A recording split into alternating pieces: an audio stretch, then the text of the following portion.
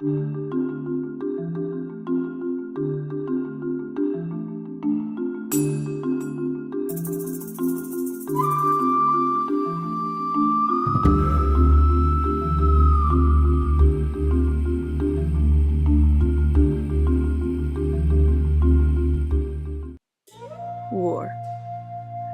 Since the beginning of time, it has been a way for countries to settle disagreements. For example, in World War II, beginning in 1939, the Allies and the Axis did not really agree on how their countries were being brought up. Eventually, after years of fighting, in 1945, the war had finally ended. Even though World War I was called the war to end all wars, World War II had still happened. So there is a possibility of another total war happening in the future and devastating millions of people. Today we interview two different professors on their ideas on how to prepare for future wars.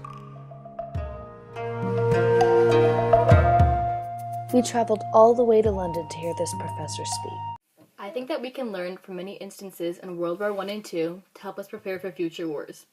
For example, I think the military should always be in action and ready.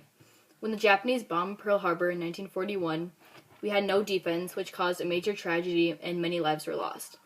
I think that if we have an active army all the time, then we might be able to prevent some of these things that happen and save many more lives.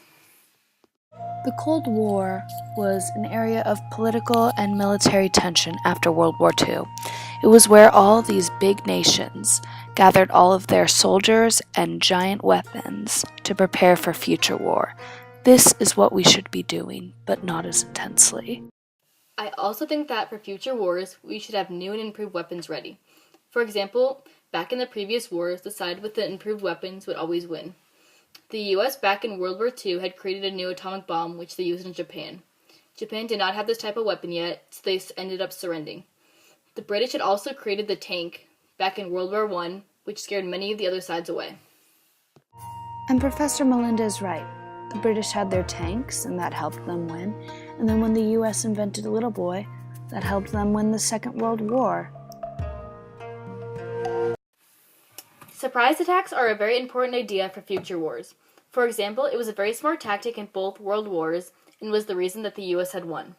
Surprise attacks catch the other side off guard and make it easier for them to capture, because the other army is most likely not ready. After hearing Professor Melinda's ideas on how to prepare for future wars, we decided to travel to Buffalo, New York to hear another professor's ideas and thoughts. My professional opinion, the way that countries can constantly be prepared for war is if they constantly have a plan of strategy. For example, in World War II, the Soviets did not ever really have a firm plan of strategy.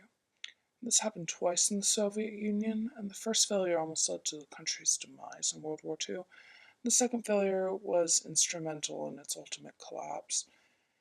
I mean, in the first instance of Soviet strategy failure, the military could not even defend the strategic vision and operational concepts that it had created. Stalin's goals were almost unrealistic. Dr. Taylor has a point in saying that countries should always be ready for war and always have a plan. Not saying that there's going to be a war soon.